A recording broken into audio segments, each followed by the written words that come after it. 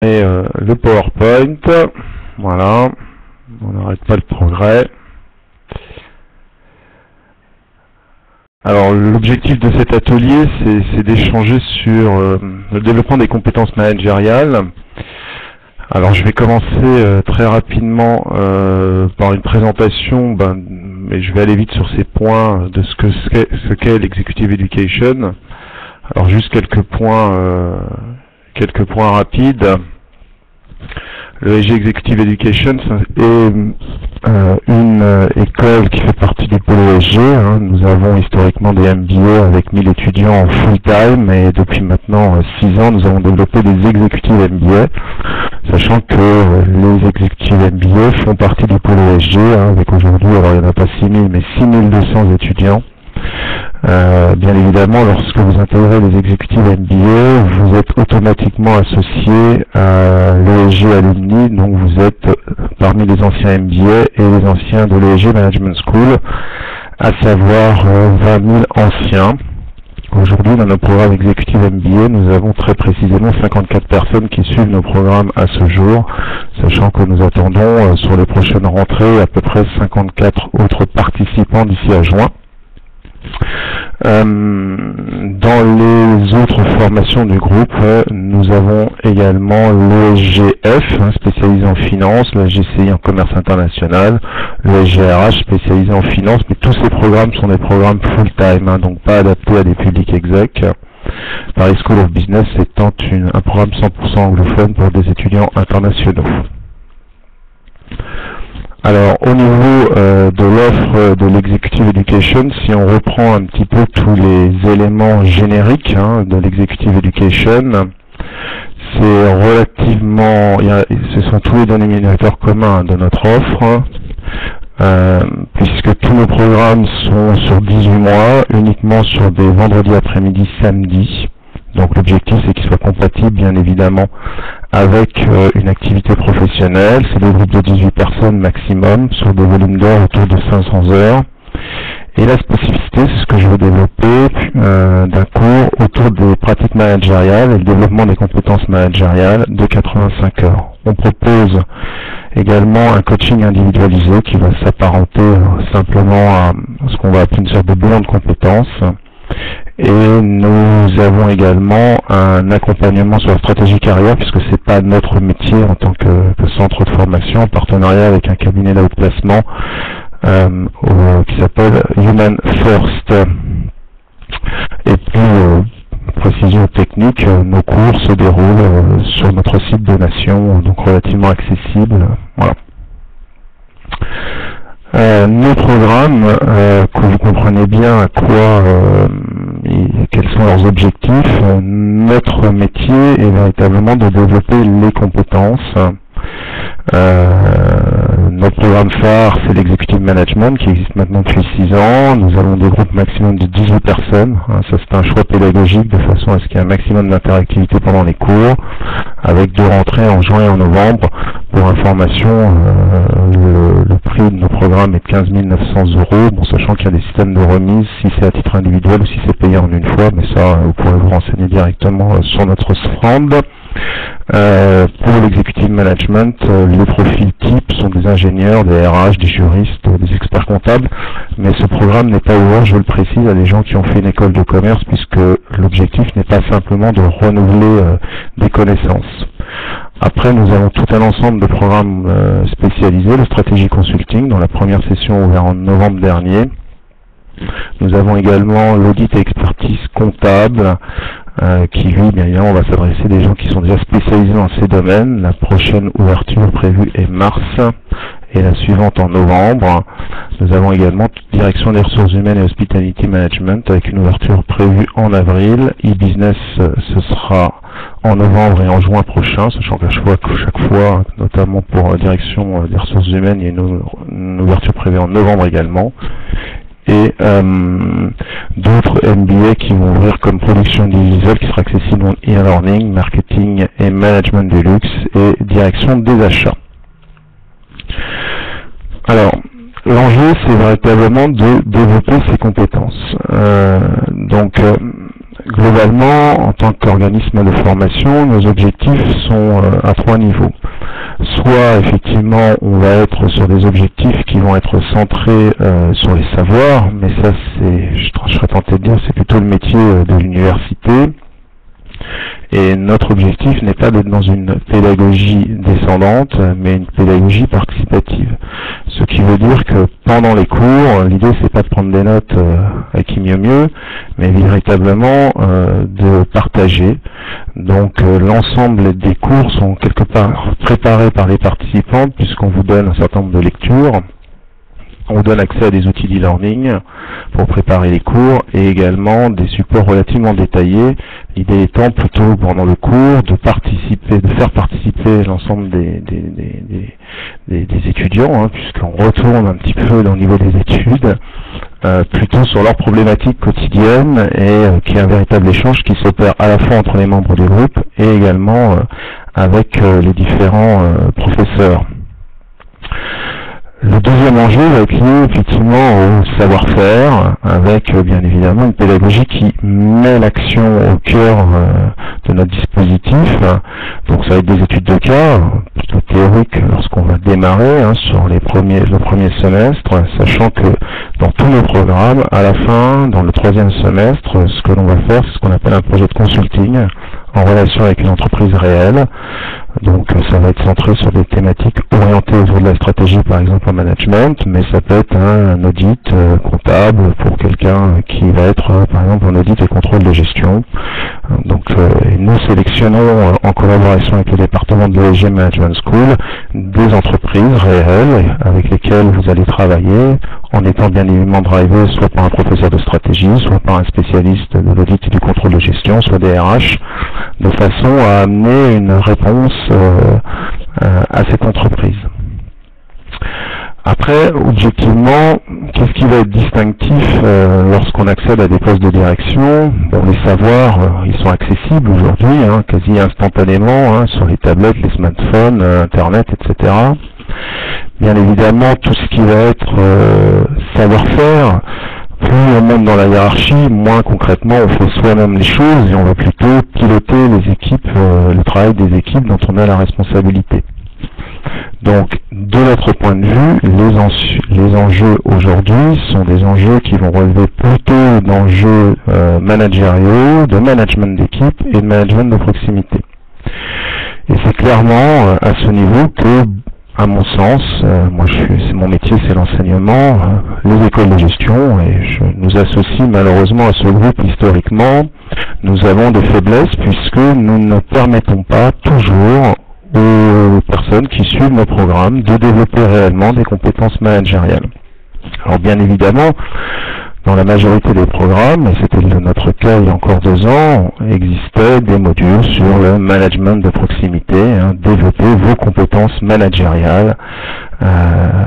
Alors bien évidemment, on va vous expliquer c'est quoi un bon manager, mais c'est pas parce qu'on vous donne un joli listing de c'est quoi un bon manager que concrètement vous allez pouvoir l'appliquer. Et à mon sens, en tout cas c'est le choix pédagogique qu'on a fait depuis, le fait d'aller vers un enseignement des pratiques managériales sous la forme de modules relativement courts, en général 1 à 2 jours, ne permet pas réellement d'acquérir des compétences qui soient directement applicables dans le quotidien d'un manager et du management d'équipe. C'est pour ça que depuis maintenant 2 ans, nous avons mis en place un programme de développement des compétences managériales que l'on fait en collaboration avec le cours Florent, le cours Florent étant faisant partie de notre groupe. On a mené une réflexion pédagogique sur, après tout, quels devaient être les points que l'on serait capable de développer chez un manager. Donc là, on a une posture pédagogique qui est spécifique, puisque plutôt que de partir d'une volonté de listing, c'est quoi un bon manager, on est plutôt parti donc d'un côté relativement intellectualisé de la démarche managériale et théorique de la démarche managériale. On a fait le choix de développer un programme, alors relativement lourd puisqu'il fait 85 heures, mais on a besoin de ces 85 heures, On va pratiquer le management au travers d'exercices théâtraux, avec cette fois-ci une posture, on va dire, pédagogique qui repose non pas sur une compréhension sous la forme d'un listing de c'est quoi un bon manager, mais essentiellement sur un ressenti et sur une pratique. Donc quelque chose qui va permettre non pas d'intellectualiser la démarche managériale, mais plutôt de développer les compétences de compréhension des enjeux du management et des conséquences du management vis-à-vis des équipes managées. Donc ce programme va se décomposer en 4 modules principaux avec un petit préalable. Alors je vais vous le présenter rapidement. La première des étapes, c'est qu'on va tous voir ensemble une pièce de théâtre. Cette pièce de théâtre est une pièce de théâtre de management. Alors le titre est assez évocateur, manager stressant, manager stressé.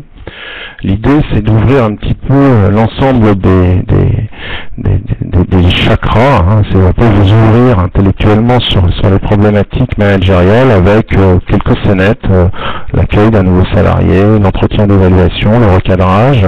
Donc c'est fait à la fois par un professeur de management qui est acteur, qui intervient dans les modules suivants, et par un acteur qui lui joue le rôle en général du manager.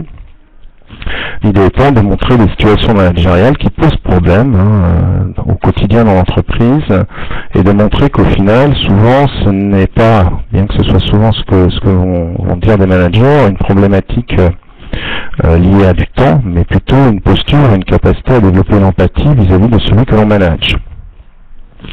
Une fois que ce premier préambule, qui dure pas très longtemps, c'est une petite soirée, ça dure 2 heures, l'idée effectivement c'est qu'il y a un échange avec les participants sur les différentes scènes qui sont par nature un petit peu caricaturales puisqu'on force le trait, c'est de rentrer dans un programme qui va s'étaler sur 5 mois et qui s'intègre dans l'ensemble de nos exécutifs MBA et ces 4 modules ont pour objectif véritablement de développer les compétences managériales.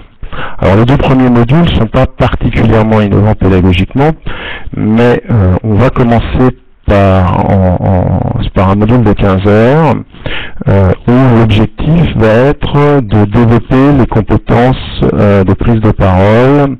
Alors on parle de prise de parole gestuelle puisqu'on va vous faire travailler aussi la posture, la respiration.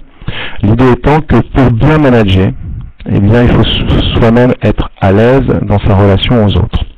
Donc ça, c'est pas particulièrement innovant, ça existait déjà dans nos programmes. Ceci étant, c'est pas parce que je suis à l'aise moi que je manage bien. C'est une condition nécessaire, mais malheureusement pas suffisante. On a un deuxième module ensuite de 21 heures où là on va faire travailler tout ce qui est le management par le théâtre. Alors en quoi ça consiste? C'est qu'il existe un théâtre du management. Alors historiquement il était plutôt allemand, autrichien, mais il y a aussi un théâtre du management et de l'entreprise français. Donc là on se réapproprie, vous réappropriez avec un professeur de théâtre des textes issus de situations managériales que vous jouez en binôme devant l'ensemble du groupe. Et ce que l'on va faire dans ce programme, c'est qu'une fois que la scène a été jouée, on va essentiellement interroger les participants sur leur ressenti par rapport à cette situation managériale. La première personne que l'on interrogera sera toujours celui qui a joué le rôle du manager. Puis ensuite, on interrogera celui qui a joué le rôle du manager, qu'est-ce qu'il pense de la façon dont il a conduit cette relation managériale, et l'ensemble des membres du groupe ensuite pourront s'exprimer autour de cette problématique. Alors bien évidemment, c'est pas parce que je joue des scènes que je développe mes compétences managériales spécifiques et que je développe notamment cet aspect essentiel, en tout cas dans notre démarche pédagogique, qui est l'empathie et la compréhension des conséquences d'un style managérial vis-à-vis de ses équipes.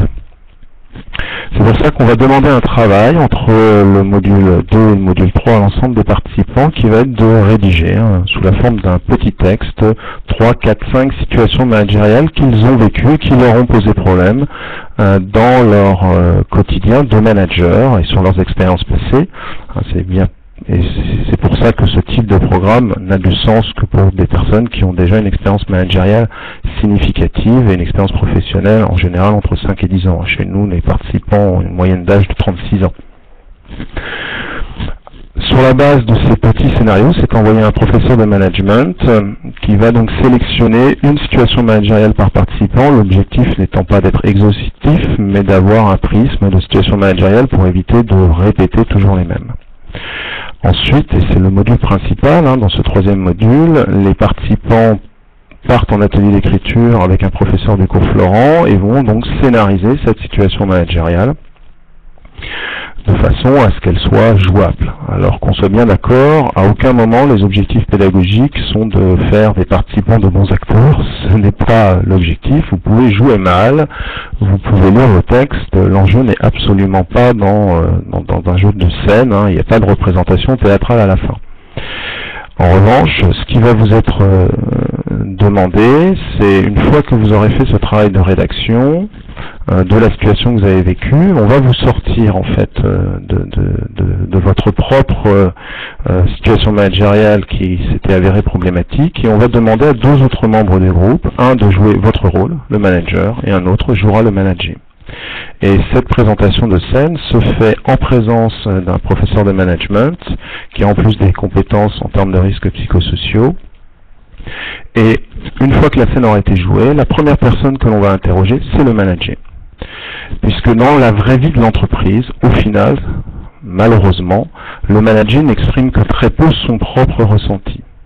Une fois que lui aura exprimé ce qu'il ressent par rapport à la situation managériale, et ça peut être parfois assez virulent, ce qui va être demandé ensuite, c'est à celui qui a joué le manager de comment il a ressenti son rôle de manager dans cette scène-là. On interrogera ensuite l'ensemble des participants. La personne qui elle-même avait vécu la situation sera la dernière personne à s'exprimer. Et bien évidemment, à la fin, il y a un décryptage qui sera fait par le professeur de management avec des clés de compréhension sur pourquoi on en est arrivé dans cette situation, pourquoi on est dans une situation bloquante, quels ont été les mots, les attitudes, la façon d'aborder la personne qui peuvent être des éléments bloquants. Et bien évidemment, puisque l'objectif c'est de progresser, quels sont les éléments de correction qu'on pourrait apporter dans le style managérial qui avait été utilisé dans cette situation de départ. En multipliant ce travail sur l'ensemble des participants, l'idée étant d'avoir un prisme et une palette relativement large de situations managériales bloquantes et des clés de réponse sur comment effectivement être en mesure de faire évoluer son style managérial. Le dernier module qui fait 21 heures, en fait sur la base de tout le matériel que vous avez pu collecter sur la situation managériale que vous avez analysée, on va vous demander de repartir en atelier d'écriture et celui qui avait joué le rôle du manager va vous donner la réplique. Et c'est vous, en tant que manager, c'est vous qui allez modifier en final votre attitude managériale sur la base des recommandations qui vous ont été données dans la séance précédente. Donc là, il y a un petit jeu d'hypothèse, puisqu'on imagine la réaction du manager. Et là, on va reconstruire un scénario qui, groupe par groupe, sera refait. Et cette fois-ci, vous irez rejouer votre scène en jouant le rôle du manager et puis vous ferez la réplique pour un autre en jouant le rôle du manager. Donc voilà le dispositif que nous avons mis en place. Alors pour information, c'est un dispositif qui s'intègre donc dans la totalité de nos programmes, qui est relativement prenant dans la mesure où pour éviter tout délitement, parce que si on l'étale sur 18 mois, les objectifs pédagogiques ne seraient pas atteints, nous le concentrons sur 5 mois. Alors avec quelques conséquences en termes organisationnels pour les participants, puisque pour que ce soit efficace, nous utilisons des semaines pendant l'été, donc il y a toujours une semaine en juillet et une semaine en août. Alors c'est des semaines assez chargées puisqu'elles font 6 jours. En revanche, chacun de nos modules sont sur des journées de 6 heures maximum parce que c'est relativement fatigant comme exercice. Donc en règle générale, on est sur des journées de 3 heures le matin, 3 heures l'après-midi. Voilà, alors là vous avez les contacts qui apparaissent, mais je vais réapparaître en visuel.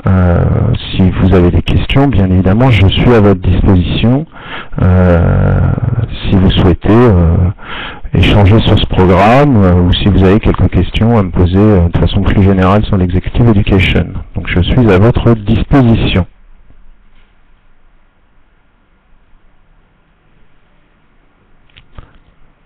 Alors je crois que vous pouvez prendre la parole si vous le souhaitez.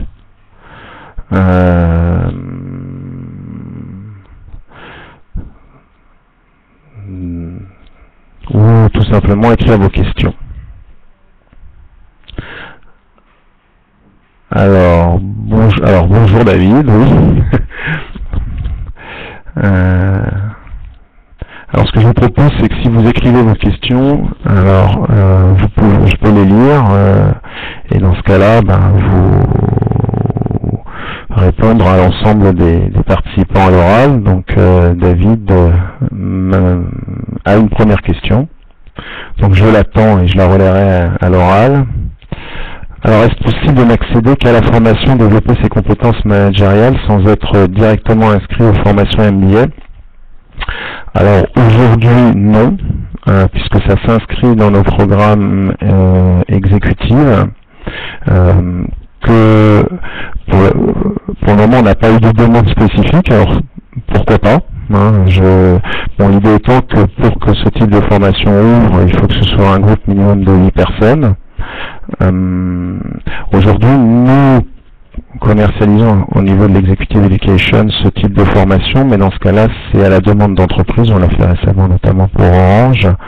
Mais dans ce cas-là, c'est ce qu'on appelle de l'intra-entreprise, où on développe le programme dans sa totalité ou partiellement, ou en aménageant le programme pour les entreprises.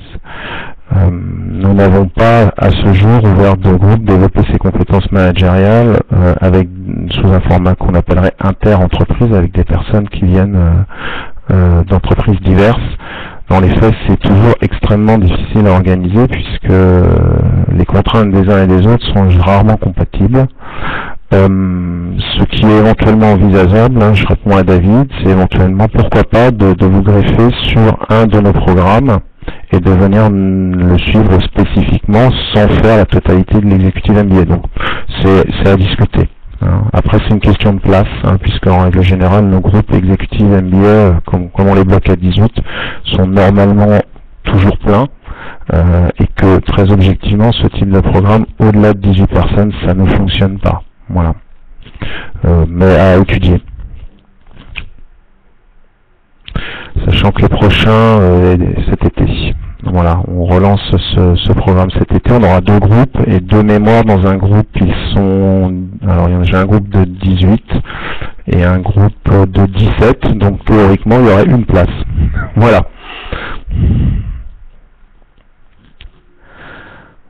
Alors j'ai parmi nous, je sais pas, Philippe, je sais pas si vous avez des questions, ou Claire, Sylvain, n'hésitez pas à m'interroger.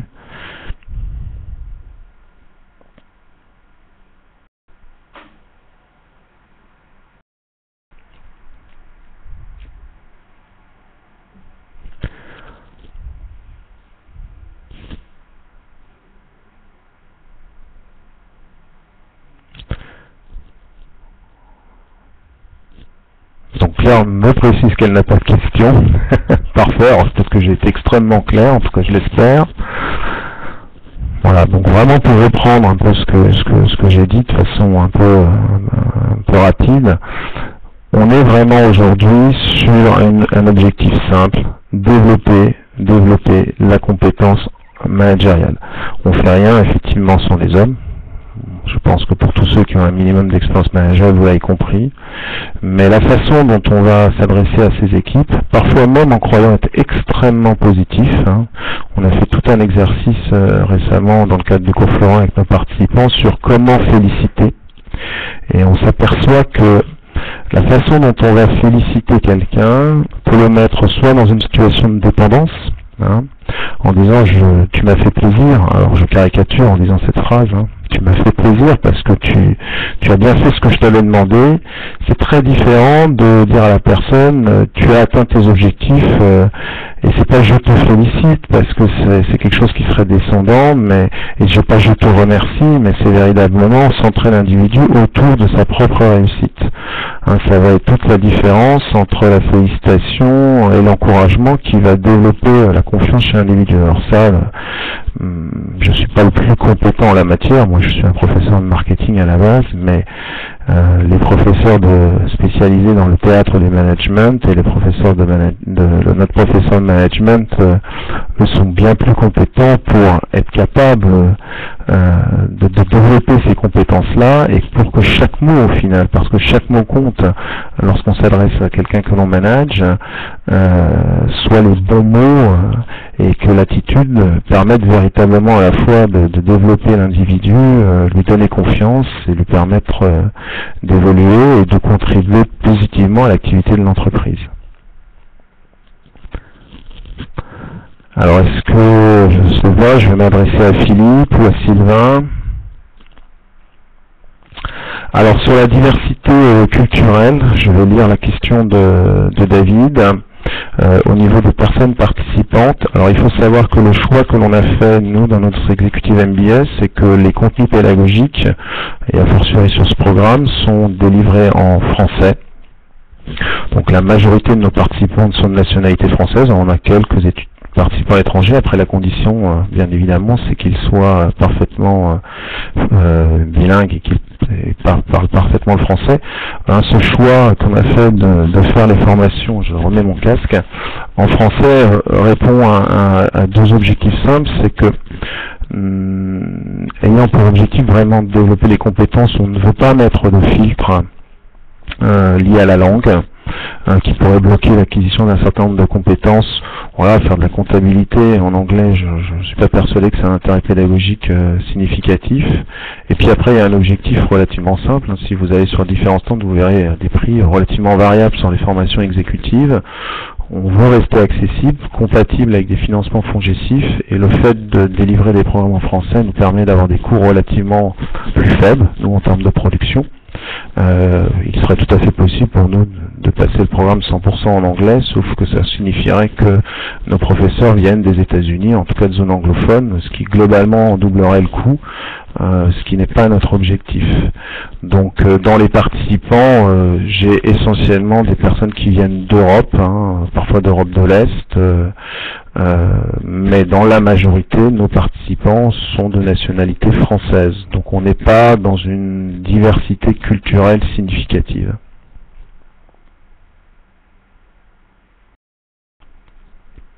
Voilà, j'espère que j'ai répondu suffisamment clairement à la question.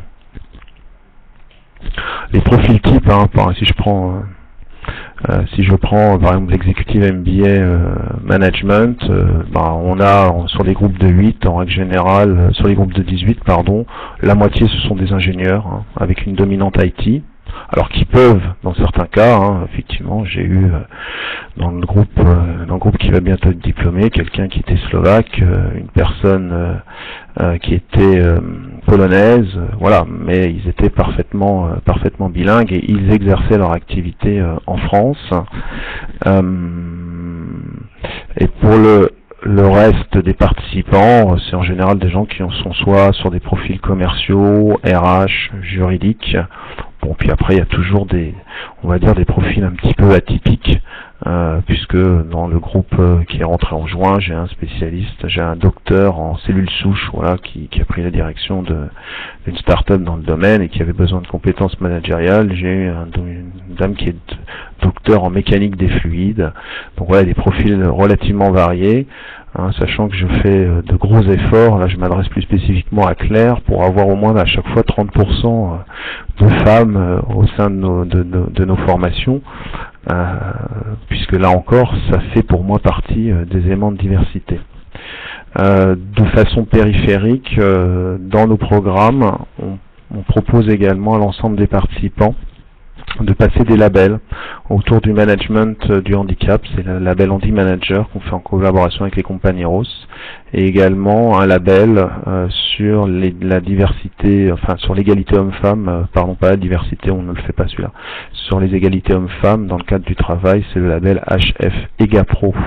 Voilà, donc ça c'est une possibilité qui est laissée aux participants, ce n'est pas une obligation, sauf pour le MBA exécutif RH, où là ils sont obligés de passer les deux labels, parce qu'on considère que ça fait partie de la pédagogie.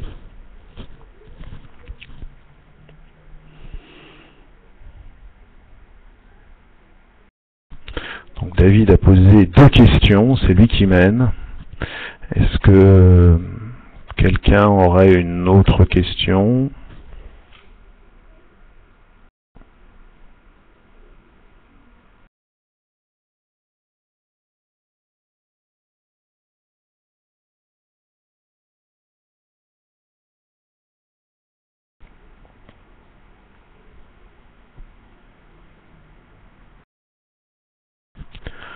Alors on va faire comme aux enchères. Alors une question une fois, une question 2 fois, une question 3 fois. Bah écoutez, si vous n'en avez pas d'autres, je vous remercie de votre attention. Vous trouverez l'ensemble des informations sur notre stand. N'hésitez pas à nous contacter si vous voulez avoir des précisions additionnelles. Et puis je vous souhaite un bon salon virtuel. Je pense que c'est une première pour vous, c'est une première pour nous également. Et je vous souhaite une très bonne journée à vous tous. Et j'espère que par rapport à vos projets professionnels, vous trouverez la formation qui vous conviendra sur ce salon, que ce soit chez nous ou chez d'autres. Trouvez celle qui vous convient le mieux, qui vous permettra d'évoluer professionnellement vers les postes que vous espérez. Voilà, très bonne journée à tous et au plaisir de vous recroiser cette fois-ci, peut-être pas virtuellement. À bientôt, au revoir.